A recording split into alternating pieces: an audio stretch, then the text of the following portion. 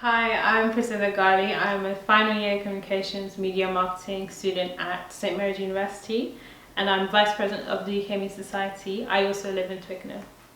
And I'm Raquel Williams. I'm also a final year communications, media and marketing student at St Mary's University. I live in Weybridge and I am President of the UK Media Society.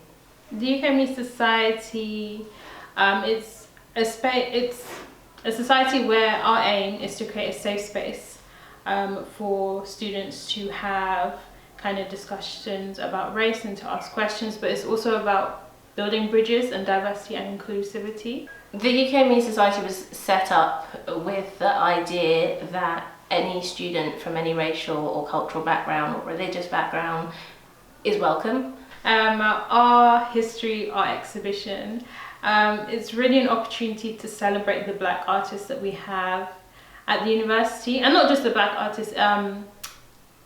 It's about celebrating black art, but it's also about celebrating how black artists have influenced art. And how black culture has influenced art, and how actually black students have been influenced by outside culture, because the concept of culture is fluid.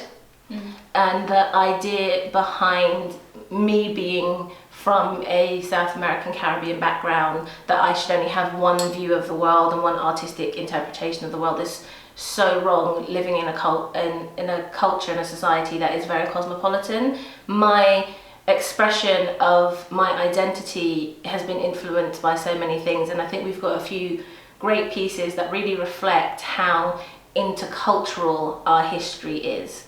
And I think that's what the art exhibition does. It celebrates the interculturality of black history and how these worlds collided.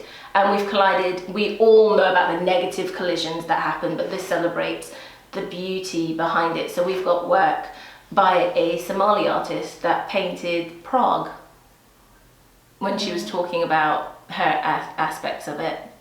We've got artists that aren't black at all that have painted beautiful works that celebrate black culture. We've got artists that have created pieces that celebrate influential black women of note that have just completely been forgotten by society. And we're hoping that we bring the fine art side of things and the high culture side of our history, because I think black culture and history is often removed from high culture. So the reason we chose an art gallery exhibition was giving students the space to be recognised as high culture, and for people of that echelon in this borough, which is Richmond, which is a well-off borough, to interact with our culture in a framework that they may well be used to. Our Stories, a visual exhibition, it's at Richmond Gallery, and we have an opening event on the 18th, but the exhibition runs until the 30th of October, so you can come in any time that the gallery is open.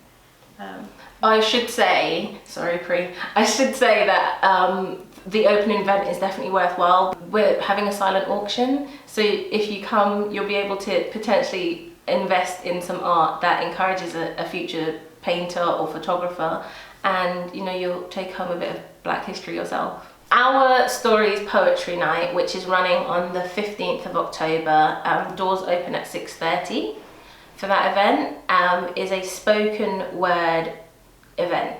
We're running it in two parts. One part is to the public, which is obviously the show itself, which runs from 6:30 till between 7:30 and 8 o'clock.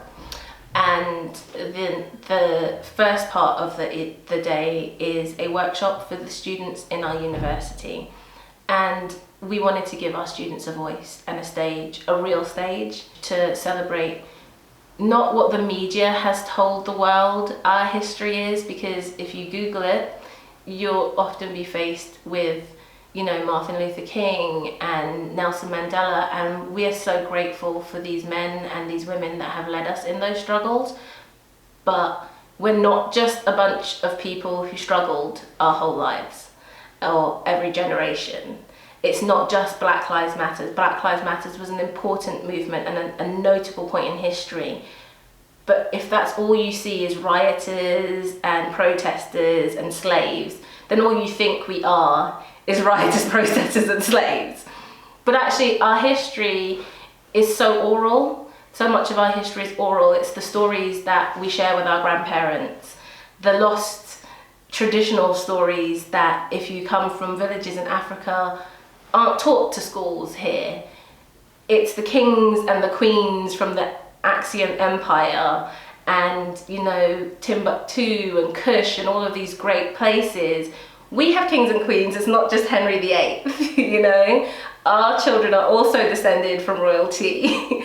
And I want black students to engage with that and be proud of that, but I want white students to engage with that and realise that we're of equal bearing.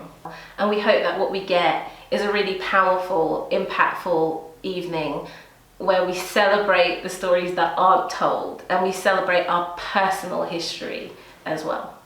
Tickets will be available online to book. They'll be £5. We wanted to make it affordable. If you are a local teacher in the area, please bring your students down. I would like them to experience our stories. It's really literally important.